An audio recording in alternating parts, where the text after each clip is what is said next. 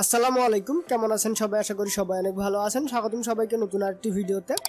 আজকের ভিডিওতে দেখাবো কিভাবে উইন্ডোজ সফটওয়্যারটি ডাউনলোড করবেন এবং ইনস্টল করবেন। এ টু জেড সকল কিছু দেখানো হবে আজকের এই ভিডিওতে। তো চলুন কথা না বলে ভিডিওটি শুরু করি। ভিডিওটি শুরু করার আগে চ্যানেল নতুন হলে অবশ্যই চ্যানেলটি সাবস্ক্রাইব করে পাশে রাখা বেল বাটনটি অল করে দিবেন। তো চলুন শুরু করি। তো প্রথমে যে কোনো একটি ব্রাউজার ওপেন করবেন। ওপেন করার পরে সার্চ বারে গিয়ে লিখে সার্চ করবেন উইন্ডার। লিখে সার্চ করার পরে সর্বপ্রথম যে ওয়েবসাইটটি পাবেন সেটি ওপেন করবেন। ওপেন করার পরে এমন একটি ইন্টারফেস দেখতে পাবেন। এখান থেকে আপনারা কিনে এটি ব্যবহার করতে পারেন অথবা ফ্রিতে ডাউনলোড করতে পারবেন। তার ফ্রিতে ডাউনলোড করার জন্য ডাউনলোড উইন্ডারে ক্লিক দিয়ে দিবেন। ক্লিক দেওয়ার পরে এমন একটি ইন্টারফেস দেখতে পাবেন। এখান থেকে দেখতে পাচ্ছেন ডাউনলোড উইন্ডার, এখানে ক্লিক দিয়ে দিবেন।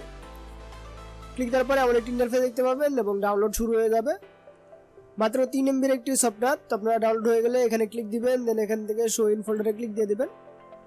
দেন এখান থেকে সেই অ্যাপ্লিকেশনটি দেখতে পাবেন। এখানে ডাবল ক্লিক দিবেন অথবা রাইট বাটনে ক্লিক দেওয়ার পরে রান অ্যাজ অ্যাডমিনিস্ট্রেটর এখানে ক্লিক দিয়ে দিবেন। দেন পারমিশন ইয়েস দিয়ে দিবেন। দেন এমন একটি ইন্টারফেস দেখতে পাবেন। এখান থেকে আমরা প্রাইভেসি পলিসি এবং টার্ম অ্যান্ড কন্ডিশন দেখতে পাবেন। এখান থেকে আপনারা সবগুলো দেখে নিতে পারেন। দেন এখানে ইনস্টলে ক্লিক দিয়ে দিবেন। ক্লিক দেওয়ার পর এখানে দেখতে পাচ্ছেন আপনারা কোন ফিচার্সগুলো ব্যবহার করতে চান। আপনারা চাইলে সবগুলো অল করে দিতে পারেন। দেন এখান থেকে ওকে বাটনে ক্লিক দিয়ে দিবেন। ক্লিক দেওয়ার পরে আমাদের ইনস্টলেশন কমপ্লিট। তো দেখতে পাচ্ছেন এখানে আমাদের ইনস্টলেশন কমপ্লিট। তো এখান থেকে আমরা ডানে ক্লিক দিয়ে দিব।